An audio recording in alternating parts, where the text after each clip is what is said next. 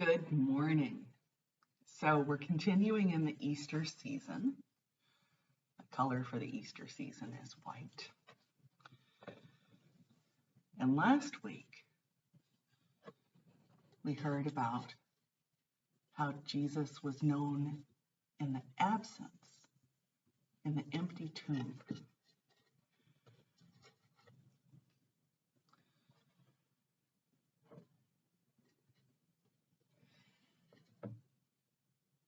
Now, on the afternoon of the first Easter, two of Jesus's followers were making their way slowly towards Emmaus, some 7 miles from Jerusalem, and they talked about what had happened. The cross, the empty tomb. What did it mean? And a stranger joined them, and they didn't pay much attention until he asked, "What are you talking about? Are you the only one in Jerusalem who doesn't know what happened these last days?" What happened? The cross, the empty tomb. There's been so much. You are foolish and slow of heart. Listen. And he opened the scriptures for them. Do you remember how we were trapped in Egypt? And Moses led us out through the water into freedom. Do you remember how we were trapped in freedom in the desert?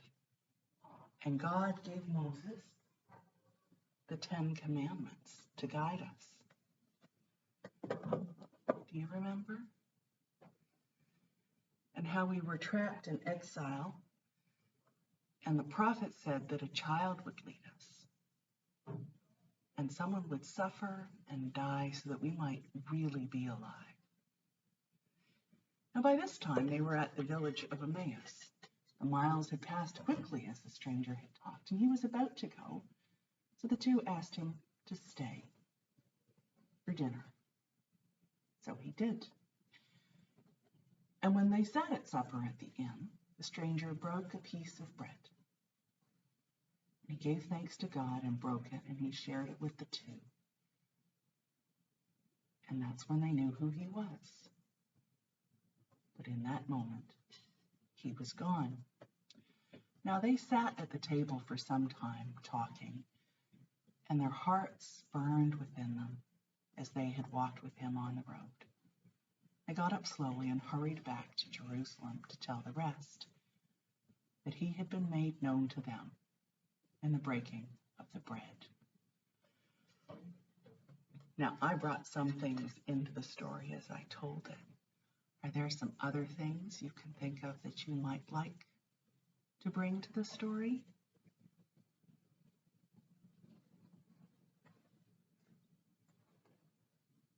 I thought it reminded me of the table of the Good Shepherd with the plate and the cup.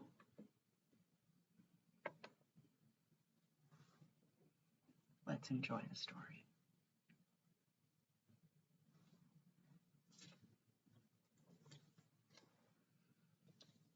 So today's book is going to be The Wisdom Bird. This one, it's a tale of Solomon and Sheba, and it's retold by Sheldon Oberman and illustrated by Neil Waldman.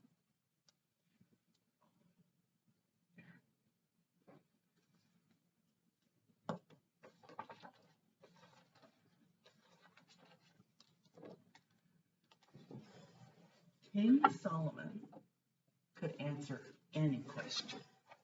He could solve any problem. Even the birds talked about his wisdom.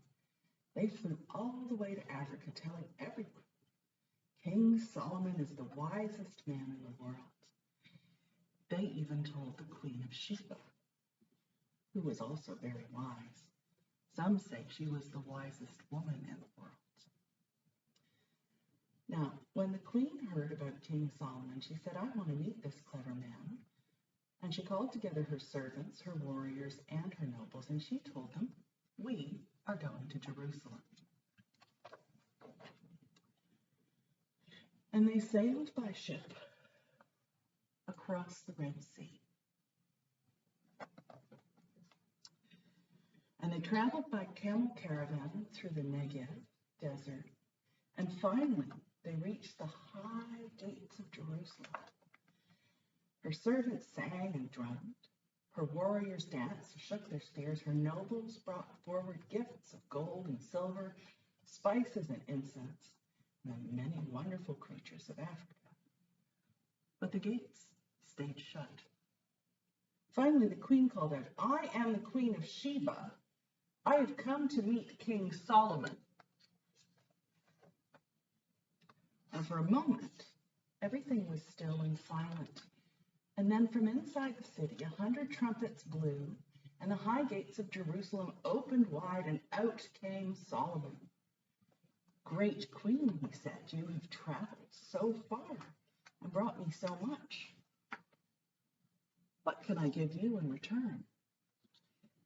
Teach me something important, she replied, something worth all these gifts and all my time and trouble.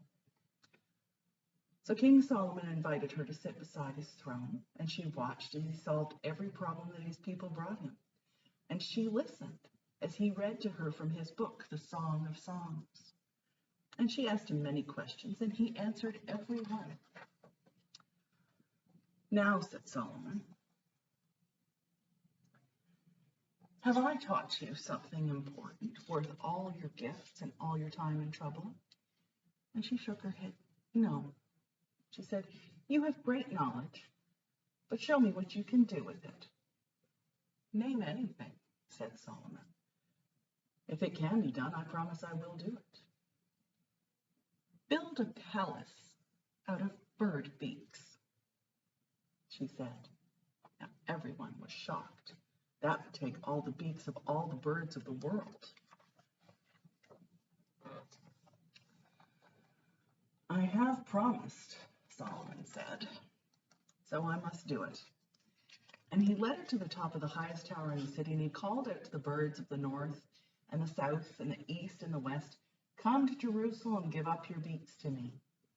And hour after hour the sky grew darker and darker with beating wings, and it grew louder and louder with the chirps and caws, hoots and trills, until all of the birds of the world had arrived, except for one, the hoopie, a small, colorful bird with a long, thin beak.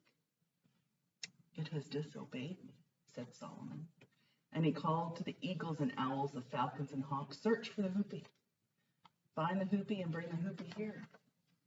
And they searched and searched for the hoopie bird and quickly brought it back. And the little bird begged Solomon, please don't punish me. I was on my way, but I stopped to find you a gift. And I found 3 gifts, 3 things you do not know. King Solomon knows everything, the other birds called out. How can a bird know more than the wisest king? Little hoopie, said Solomon, if you can teach me one thing I do not know, I will set you free. So the hoopie asked Solomon 3 questions. Here is my first question, said the hoopie. What was made the longest time ago and meant to last the longest time from now? And Solomon answered easily. It is the world and all its creatures. You birds were made at the beginning of time and meant to last until the end of time. And he asked the birds, am I right? And they all agreed. The geese and ducks, the swans and pelicans, the cormorants and cranes. Oh yes, they agreed. And Solomon thought, the birds are meant to last forever, but I am changing them. The second question the hoopie asked, what is so gentle that it's used to feed a baby, and yet so strong that it's used to break through earth and wood, to build a home and fight off enemies? Again, Solomon answered easily, a bird's beak. Birds use their beak to gently feed their young, yet they use their beaks to dig through earth and trees for food, to build their nests, and to protect their families. Solomon asked the birds, "Am I right?" And all the birds agreed. The parrots and the woodpeckers, the crows and the kingfishers, the hummingbirds and the jays. Oh yes, they said, and sadly lowered their beaks. And Solomon thought, their beaks are so important. What will they do without them? So here is my third question, said the hoopie. What drop of water does not rise from the ground or fall from the sky? And again, Solomon knew the answer. A tear. It rises from an unhappy heart, and it falls from a sad eye. And he asked the birds, "Am I right?" And again, they all agreed. The mourning doves and meadow larks and nightingales and chickadees and the peacocks and the parakeets. Oh yes, they said, and their tears began to flow. And Solomon thought, the birds are crying because I am taking away their beaks. And he felt so sad for them that a tear came to his eye. Great king, said the hoopie. You have answered all my questions and I have failed. And King Solomon lifted the hoopie onto his finger. Little bird, you did not fail, he said. I knew all the answers, but I did not understand what the answers meant. Now I do. And Solomon called to all the birds. Now I understand that you are important, and your beaks are important, and your tears are important. And I will not hurt you or any creature just to show my power. I will not punish this bird of wisdom, and I will not take your beaks. What a celebration. Those millions of birds rose into the sky, soaring and swooping and calling out the happy news. Yet just as quickly they returned and settled into silence, for Solomon had turned to Sheba. Great queen, said Solomon, I promised to build a palace of bird beaks. I have failed. And the queen smiled. You did not fail, she said. I wanted you to teach me something important, and you did. You taught me that it is better to break a promise than to do something that is wrong. Will you free me from my promise? Asked Solomon. And the queen shook her head. Not yet, she said. Then what do you want me to do? He asked. Think of a way to reward the hoopie bird, she said, for it has taught a king and a queen, and it has saved all the birds of the world. You are so very wise, said Solomon to Sheba. Let us reward this bird together. And together Solomon and Sheba made a crown of gold.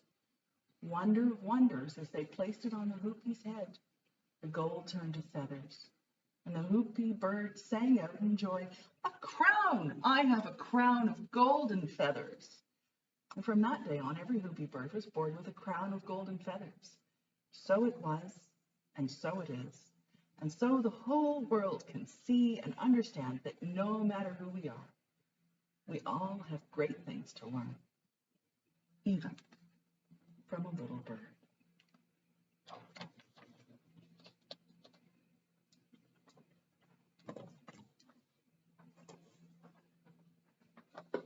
So now let's close with a prayer. Dear God, creator of the whole earth, thank you for sharing yourself with us so that we might know your great story.